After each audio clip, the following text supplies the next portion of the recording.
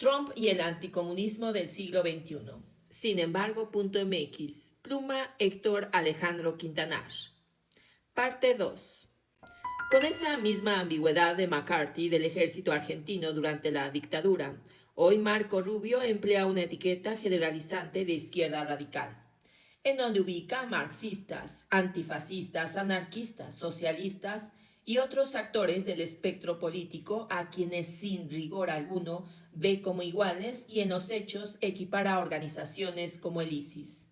Pero la raíz macartista del discurso de Rubio y su entorno trumpista no es solo por su similitud, sino que hay enlaces directos, como documentó el gran periodista e historiador Larry Tai.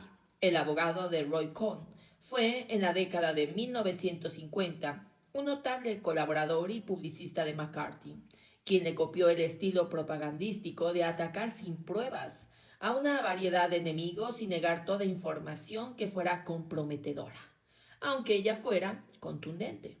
McCarthy murió por ser un borracho y un atrofiado emocional en 1957, a la temprana edad de 48 años, en medio de plena desconfianza de la cúpula estadounidense, encabezada por el expresidente Truman, quien nunca le perdonó los delirios de acusar que el ejército estadounidense estaba dominado e infiltrado por decenas de comunistas.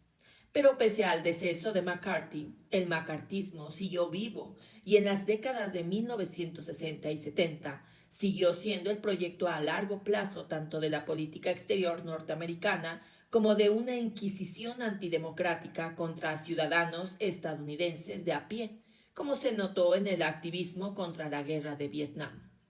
Y el macartismo siguió vivo también en personajes como Roy Cohn, quien fue ni más ni menos que colaborador central de Donald Trump en la década de 1980, donde no solo fungió como su abogado principal, sino como un activo estratega publicitario, que reprodujo las tácticas macartistas en el mundo de la empresa privada del magnate prepotente para Larry Tai, quien documentó este vínculo.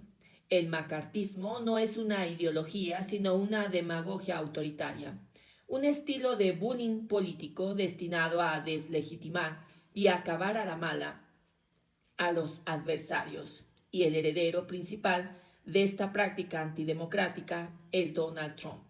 Con ese precedente, ¿qué podemos interpretar de las arengas absurdas de Rubio, quien acusa a La Habana de epicentro de una amenaza geopolítica que nunca podría acreditar como tal? En la mente de Trump y Rubio vive la Cuba de Schrödinger, es decir, una isla que para ellos es depauperada, debilitada, pisoteada y a punto de caer gracias a ellos, pero al mismo tiempo es una potencia conspiradora, capaz de dominar las izquierdas del universo. Dados los antecedentes trumpistas que han hecho de la escuela macartista un espacio de lucro político, podemos pensar que el actual posicionamiento anticomunista no es nuevo, sino simplemente es un refrito de lo peor de la geopolítica norteamericana del siglo XX, cuyos efectos en América Latina, sobre todo después de 1954, han sido solo muerte, corrupción y las peores dictaduras de la historia, desde Castillo, armas en Guatemala hasta Pinochet en Chile. De ahí que los cipayos locales arrastrados ante Trump, como Cast o Milei, reivindiquen el pasado dictatorial de sus respectivos países. De ese tamaño es la amenaza. Fin de la opinión.